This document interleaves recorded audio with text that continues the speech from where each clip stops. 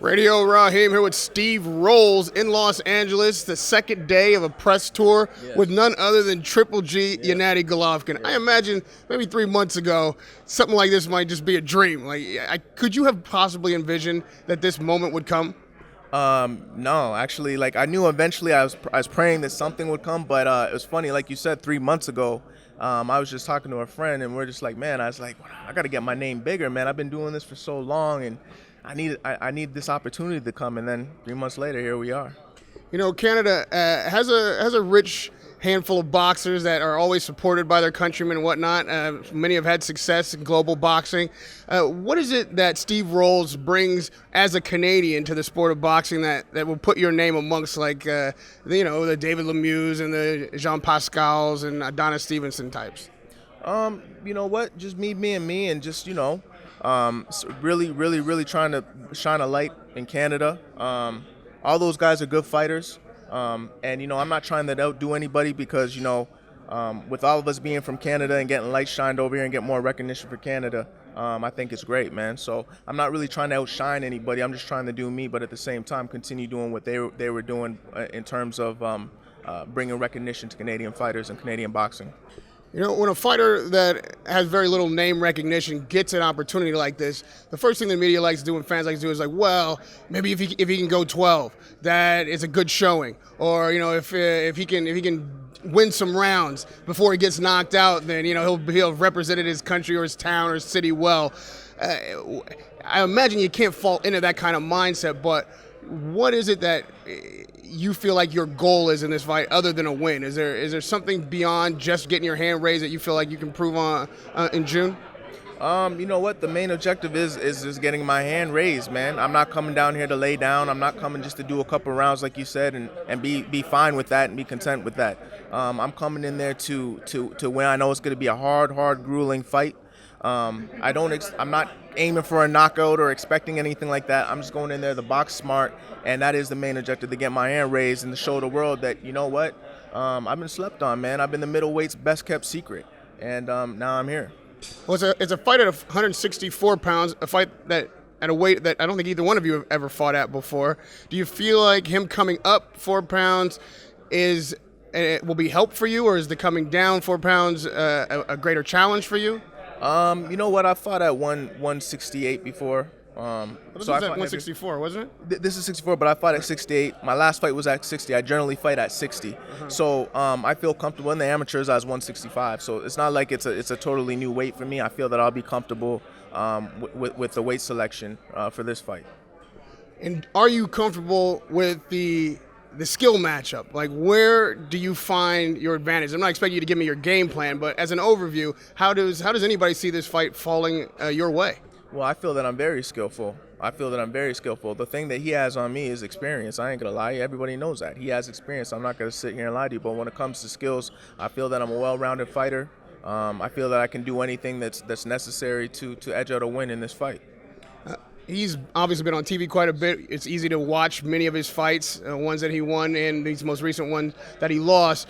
Are you a tape watcher? Are you looking at maybe things that you've seen Triple G do before, the holes in his game? Is there anything that you can glean from the Canelo fights? Yeah, of course. I mean, I watched tapes numerous amount of times, but Triple G's a fighter, man. This guy's a world-class fighter, a dominant middleweight champion, and we're not really focusing on what he did wrong. We're kind of focusing on his strengths, because he can adapt in there. He could have done something in the Canelo fight where, okay, Canelo had an easy time capitalizing on something, but me, it could be completely different. Maybe it's not there. Maybe it won't be available for me. So we're just really paying attention to what he does well. I've heard you describe yourself as a boxer puncher, maybe a boxer first, and we know Triple G is a slugger. He has boxing skills. Beyond the physical adversity that you're going to face in there, a lot of fighters will tell you boxing is 90% mental, if not more. Yeah. What about the fortitude of fighting a guy who's a pressure fighter, who has more experience, the bright lights and the audience and the pressure of the moment? How do you overcome that aspect of the game and still be victorious in the end? Like you said, man, your mental game has to be very strong. I'm going to be mentally 100%. And, I'm already putting all kinds of different scenarios through my mind right now to help prepare myself for it. I know it's different from when it actually happens, but at the end of the day, it's the mental preparation and mentally being ready to go through those wars and that kind of fight. Hey, this is a great opportunity for you, and fighters like you should get opportunities like this. And it's no secret, a promoter is going to try, with a fighter like Triple G coming off a loss, it'll be a 9-month layoff. They're going to look for a guy they feel like they can beat, that he can look good against. They're in a new network. They want to give him a showcase. You have to recognize that these things are probably true. First of all, how does that feel to you? And what is it that those who picked you for this kind of spot don't know about you?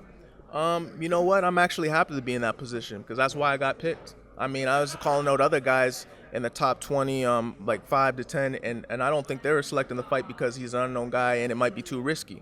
So, I mean, for a situation like this, for them to think it's going to be easy fight, that's just to my advantage.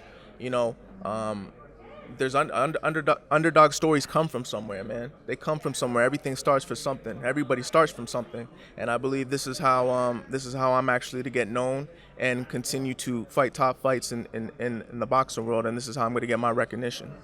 And lastly, you said you've campaigned at middleweight. You've been trying to get middleweight fight like this for your whole career, like anybody would be. Yeah. Taking yourself out of the equation, can you list for me your top middleweight? Who do you like? There's a debate whether or not Triple G is still the champ, as Tom Lawford likes to call him, or Canelo is king. Who is the top middleweight in the division right now? Right now, you know what? I would have to say still Triple G is the top middleweight in the division, and the reason why is because he's been the most dominant for so long. A lot of guys been trying to avoid him for a long time, man. It's crazy. It's like how you said kind of before, like, if a guy, like you see like a guy like Mayweather, he'll lose a round and people will think, oh man, well, he's in a tough fight. Triple G lost a very close fight, 2 close fights with Canelo, and he lost the last one, and they think he fell off a little bit. I don't think that at all. Canelo's a top fighter, man. You're looking to dethrone the top fighter come June 8th in no greater stage in Madison Square Garden. When, as you see it, they'll raise your hand on June 8th. How does your life change? What happened? What's the next moment for you like? Oh, man, like I said, I think I'm going to get a big old steak, man. I'm going to enjoy this victory, and I know it's a life-changing thing, man, and I can't look past Triple G. But I'm just really looking forward to this opportunity and continue being in great fights in boxing. Radio Raheem with Steve Rolls facing Triple G at Madison Square Garden this June 8th. Good luck. Thank you, man. Pleasure to talk to you. I appreciate it. Radio Raheem with Steve Rolls.